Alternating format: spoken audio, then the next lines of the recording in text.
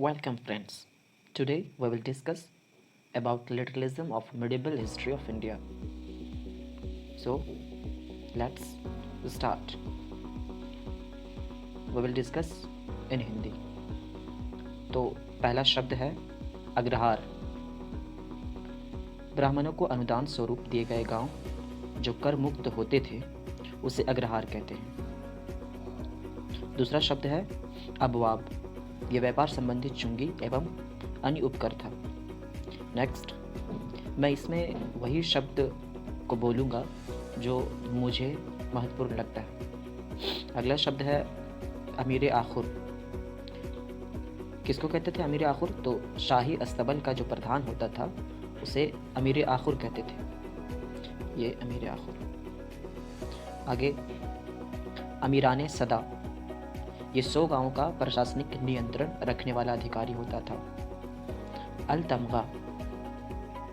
पुरस्कार स्वरूप दिए गए मुगल कालीन भू अनुदान को अल तमगा कहा जाता था। सरकारी नियम को आइन कहा जाता था। जैसे आईन अकबरी आप सुने होंगे, यानी अकबर का सरकारी नियम। अगला है आमरम। तो विजयनगर में सामंतों या नायकों को प्रदत्त भूमि अनुदान को अमरम कहा जाता था। अगला शब्द है इक्ता। सल्तनत कालीन प्रशासनिक अनुदान।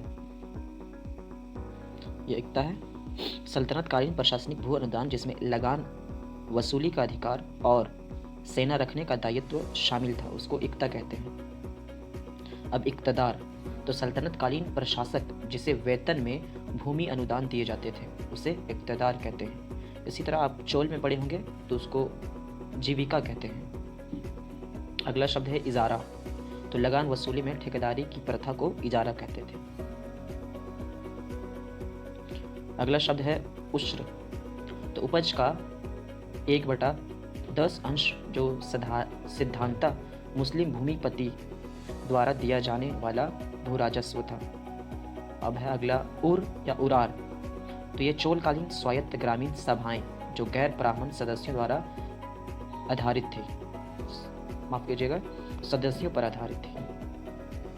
अगला शब्द है कनकूत।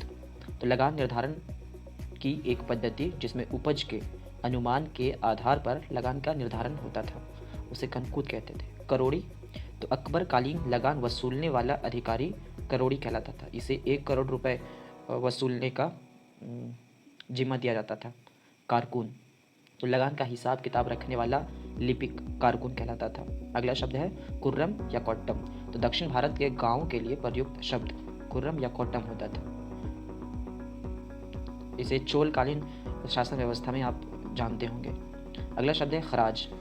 उपज का 1/5 अंश जो सिद्धांता गैर मुस्लिम भूमिपतियों पर लगने वाला भू राजस्व था।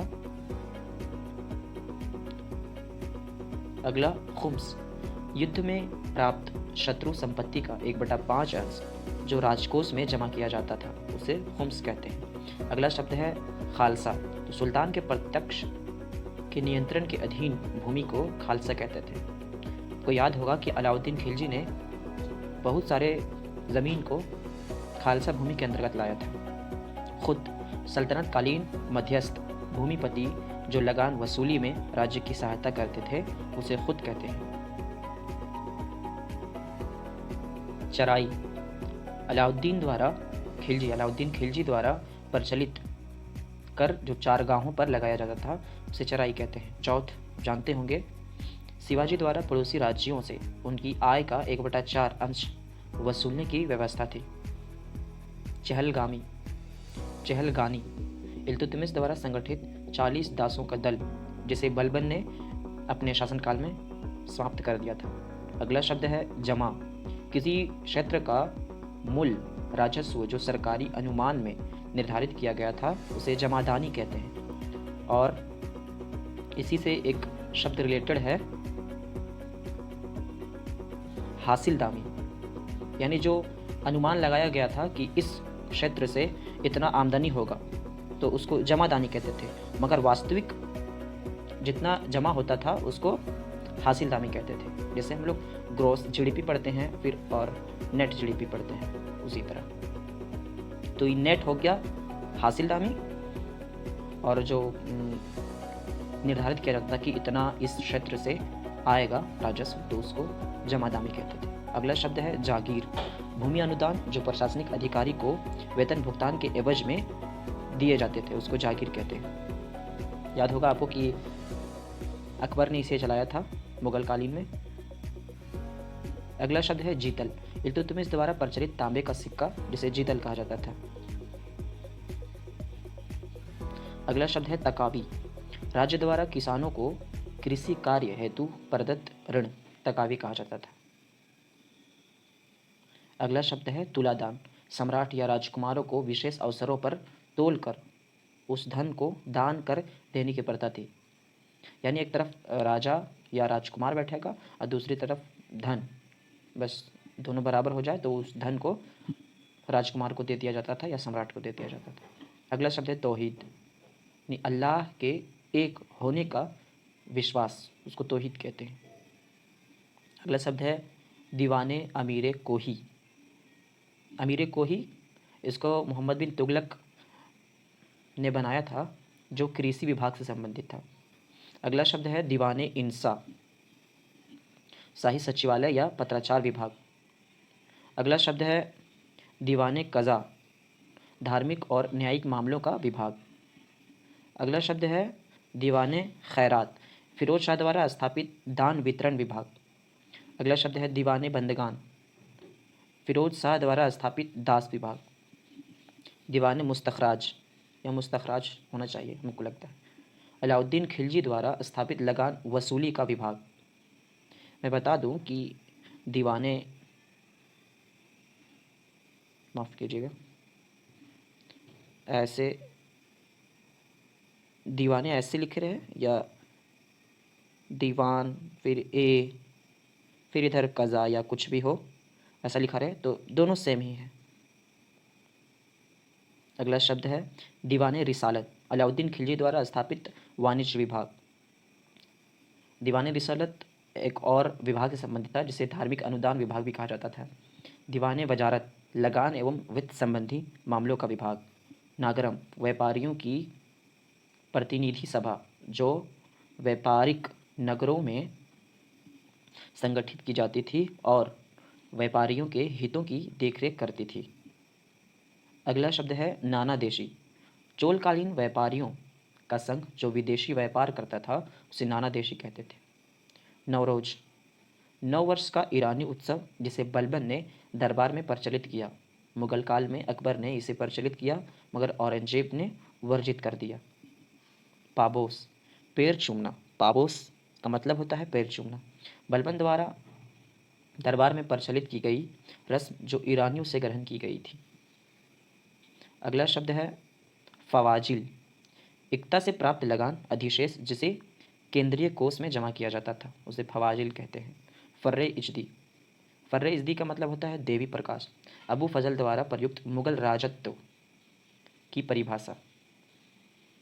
आपको याद होगा कि अकबर ने अपनी प्रतिष्ठा बढ़ाने के लिए फर्रे इजदी का शब्द ईजाद किया था। अगला शब्द है बरीद, यानी गुप्तचर, संदेशवाहक। अगला मददे माश, विद्वानों अथवा धर्मचारियों को प्रदत्त राजस्व मुक्त अनुदान को मददे मास कहा जाता था। मनीग्रामम, चोलकालीन व्यापारियों का एक संघ मनीग्रामम कहलाता था। महासत, भूमि की माप की व्यवस्था जिसे अलाउद्दीन खिलजी ने लागू किया, महासत। मजहर, घोषणा पत्र, मजहर का मतलब होता है घोषणा पत्र। 1579 का अकबर का मजहर जो उसके धर्म अधिकारों से संबंधित घोषणा पत्र था। मंसूर, खलीफा द्वारा प्रदत्त मान्यता पत्र। मनसब, मुगल सेना एवं प्रशासन से संबंधित पदानुक्रम जिसका निर्धारण आधिकारिक अधीनस्थ घोड़ों और सवारों की संख्या से होता था। मनसब में जात मनसब पदानुक्रम को और सवार मनसब सैनिकों की संख्या को स्पष्ट करता था। अगला शब्द है मुशरिफ़ ममालिक, सभी प्रांतों का लेखापाल मुशरिफ़ ममालिक कहलाता था और सभी प्रांतों का लेखा परीक्षण मुस्तौफ़ी ममालिक, जैसे हम लोग CAG पढ़ते हैं ना, महालेखा परीक्षक, ऐसे करके। तो उस समय अलग अलग रहते थे। लेखापाल को कहते थे मुशरिफ़ ममालिक, और लेखा परीक्षक को कहते थे मुस्तौफ़ी ममालिक। मुत्सदी, मुग़ल प्रशासनिक अधिकारी जो पत्तनों की देख रेख करता था, मुत्सदी कहलाता था। अगला शब्द है वाक्यानविस। मुग़ल प्रशासन से संबंधित संदेशवाहक को वाक्यानविस कहा जाता था। अगला शब्द है वतन जागीर। मुग़ल प्रशासन में वंशानुगत भू अनुदान जो मुख्यतः राजपूतों को दिए जाते थे, वतन जागीर कहलाता था। जागीर कई प्रकार के होते हैं, जिसमें एक वतन जागीर है, एक तनख्वाह जागीर है, एक सिंपल जागीर है। तो तनख्वाह जागीर में है कि आपको वहाँ से जितना कलेक्शन हो रहा है टैक्स का, उसमें से आपका जितना वेतन है वो अपना वेतन लेके और शेष केंद्र में जमा कर देना है, यानी उस समय का मुनारकी में जमा कर देना है। और वतन जागीर में और तनख्वाह जागीर वंशानुगत नहीं होता था, और वतन जागीर वंशानुगत होता था। यह डिफरेंस है दोनों में। वरियम, चोलकालीन सभा की उप समितियाँ वरियम कहलाती थी। अगला शब्द है सिजदा, माथा टेकना। सिजदा का मतलब होता है माथा टेकना, ईरानी संस्कार जिसे बलबन ने दरबार में प्रचलित किया। अगला शब्द है हक्के शर्ब, फिरोज शाह द्वारा प्रचलित सिंचाई कर। क्या है ये ध्यान रखेंगे, सिंचाई कर है हक्के शर्ब, जो उपज का 1/10 था। और समाप्त हो गया आज का लेक्चर। धन्यवाद।